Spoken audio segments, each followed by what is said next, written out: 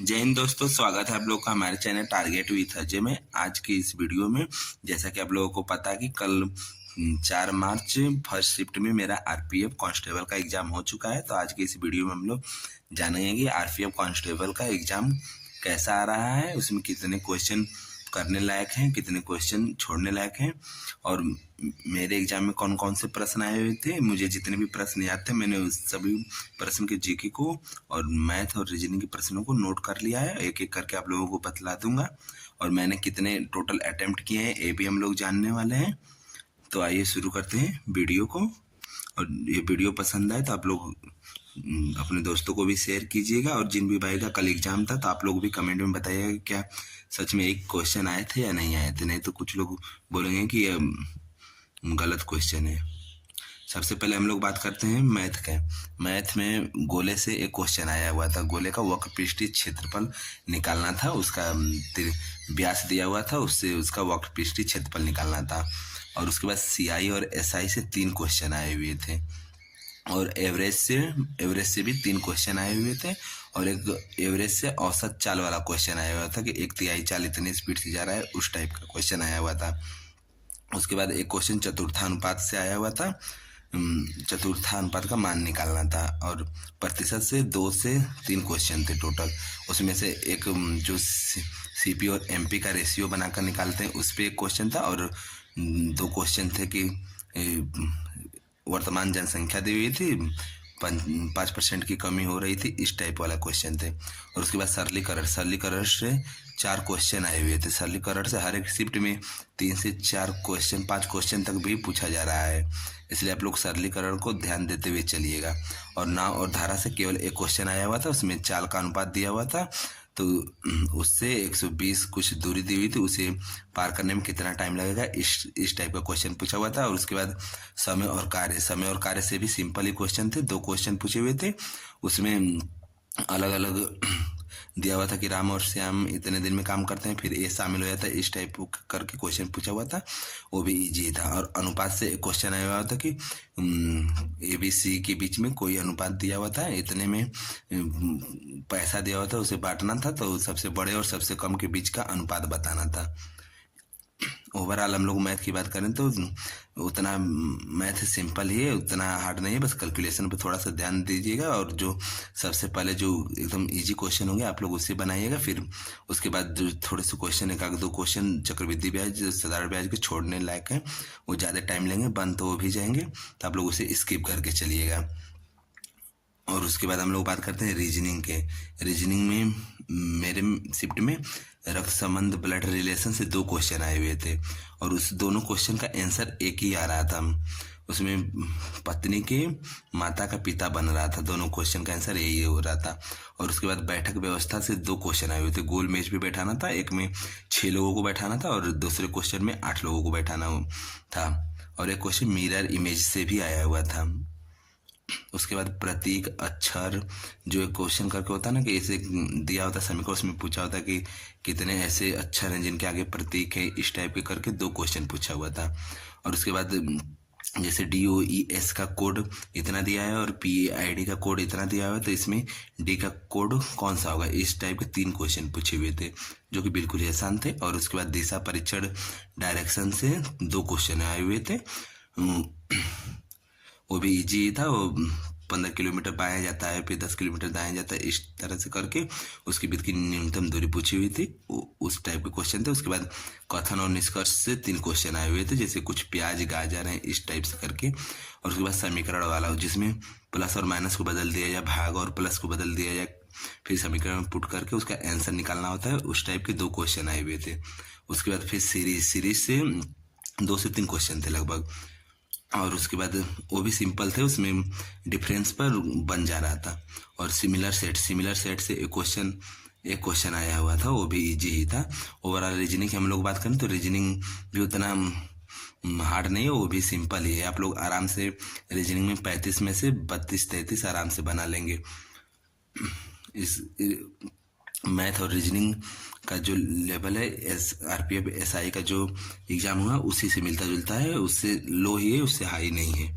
और उसके बाद हम लोग बात करते हैं जीके जीएस की कौन कौन से क्वेश्चन आए हुए थे। मुझे जो जो क्वेश्चन याद थे मैंने उन सभी क्वेश्चनों को नोट डाउन कर लिया है। आप लोग देख लीजिएगा, और जिन्होंने भी एग्जाम दिया है कल वो लोग भी बताइएगा कि यही क्वेश्चन आए हुए थे या नहीं आए हुए थे। पहला क्वेश्चन था ब्रह्म समाज की स्थापना कब हुई थी, तो 1875 में हुई थी।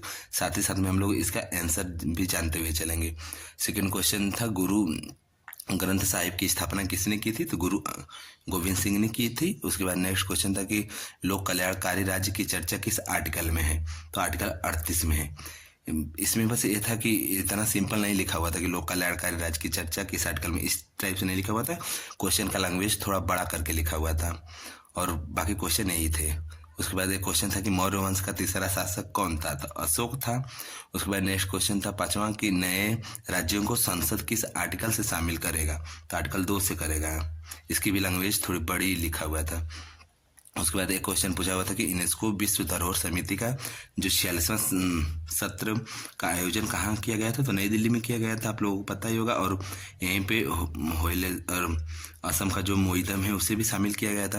उसके बाद एक क्वेश्चन पूछा हुआ था कि संजीव खन्ना भारत के जो वर्तमान में चीफ जस्टिस ऑफ इंडिया हैं वो किस नंबर के चीफ जस्टिस इंडिया हैं, तो उसमें ऑप्शन था 50, 51, 52, तीनों क्रम से ऑप्शन थे, तो उसमें 51 में थे।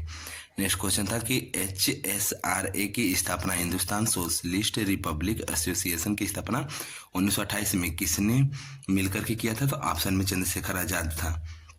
और उसके बाद एक क्वेश्चन था कि केंद्र शासित प्रदेश में विधानमंडल बनाने का प्रावधान किस आर्टिकल में है, तो आर्टिकल 239 में है।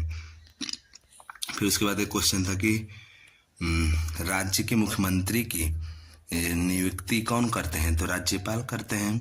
इसका भी लैंग्वेज थोड़ा बड़ा करके लिखा हुआ था, और बाकी क्वेश्चन यही थे, लेकिन उसका पूछने का लैंग्वेज बड़ा था, उस क्वेश्चन को पढ़ने में थोड़ा टाइम लग रहा था। उसके बाद एक क्वेश्चन पूछा हुआ था कि भारत में द्वैध शासन को किस एक्ट से समाप्त हो गया था, तो 1935 के अधिनियम से समाप्त हो गया था। और उसके बाद एक क्वेश्चन था कि भारत में पंचवर्षीय योजना का श्रेय किसे दिया जाता है, तो KN राज को दिया जाता है करके था ऑप्शन, ये ऑप्शन सही था। और नेक्स्ट क्वेश्चन था कि कवरती द्वीप भारत के किस केंद्र शासित प्रदेश का हिस्सा है, तो लक्षद्वीप का हिस्सा है। और उसके बाद क्वेश्चन थे कि ज्योतिबा फुले और सावित्रीबाई फुले ने 1948 में किस स्थान पर महिलाओं के लिए देश का पहला स्कूल खोला था, तो पुणे में खोला था। और नेक्स्ट क्वेश्चन था किसका मानना था कि आध्यात्मिक राष्ट्रवाद भारत की वास्तविक क्षमता का मार्ग है, तो अरविंदो घोष का मानना था। और उसके बाद एक नेक्स्ट क्वेश्चन था अशोक चंद्रा किस बैंक के प्रबंध निर्देशक बने हैं, तो पंजाब नेशनल बैंक के बने हुए हैं। ये करंट का क्वेश्चन था। करंट का क्वेश्चन कम से कम 10 से 12 या 13 क्वेश्चन तक पूछे जा रहे हैं। और उसके बाद एक क्वेश्चन था कि परमाणु संयंत्र का मिलान करना था, जैसे कैगा कर्नाटक में है, राउत भाटा राजस्थान में, इस तरह करके था, तो उसमें 3 गलत दिए हुए थे, एक का मिलान सही था, जो काकरा पार था गुजरात का था वही वाला सही था। और उसके बाद नेक्स्ट एक क्वेश्चन था कि खरदुंगला दर्रा कहाँ स्थित है, तो लद्दाख में स्थित है। इसका लैंग्वेज अलग प्रकार से दिया हुआ था कि दर्रा का परिभाषा लिखा हुआ था, फिर पूछ रहा था कि खरदुंगला दर्रा किस राज्य में स्थित है, इस टाइप से करके क्वेश्चन पूछा हुआ था। उसके बाद एक क्वेश्चन था कि ग्लोबल इनोवेशन इंडेक्स कौन जारी करता है, तो WIPO जारी करता है। इसमें भी पूछा था कि ग्लोबल इनोवेशन इंडेक्स में भारत की रैंक जो वर्तमान में वो सब दे दिया था क्वेश्चन में, और पूछ रहा था कि इसे कौन जारी करता है, तो WIPO जारी करता है।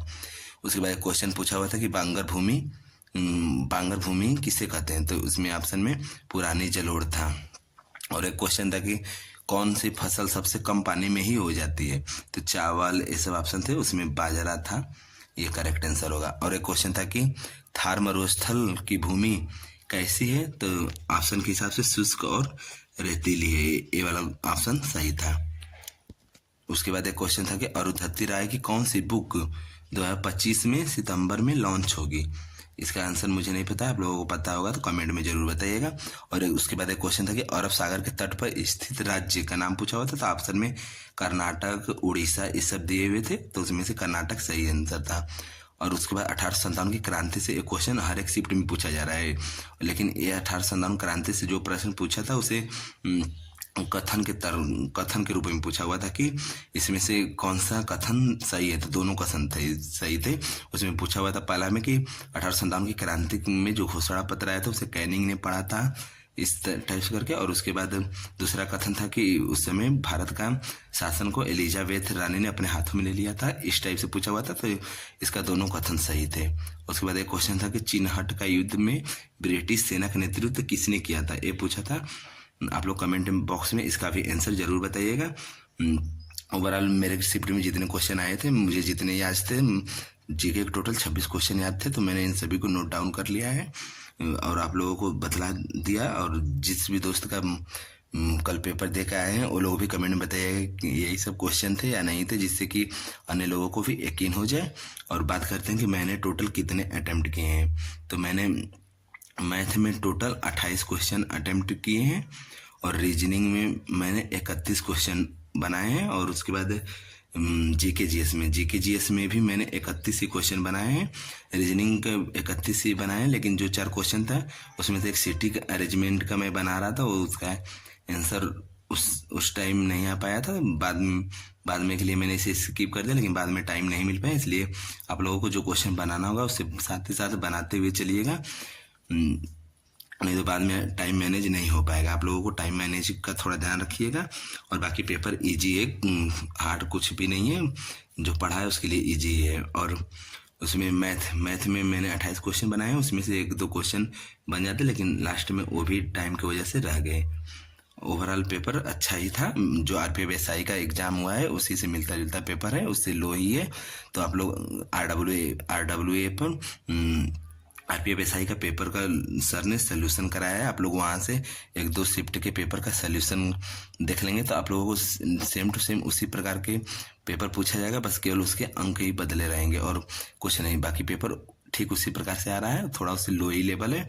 और जीके पर आप लोग उतना ज़्यादा मदद कीजिएगा, जीके उतना क्वेश्चन नहीं बन पाएंगे। 50 में से आप लोग 35-30 बना लीजिएगा, उतना ही बहुत है। और मैथ और रीजनिंग में आप लोग ध्यान दीजिएगा, मैथ और रीजनिंग के क्वेश्चन करने लायक रहे हैं, वो वे सभी क्वेश्चन आप लोग आराम से बना लेंगे। इसलिए आप लोग जिनका भी आगे एग्जाम है मैथ और रीजनिंग पर ध्यान दीजिएगा।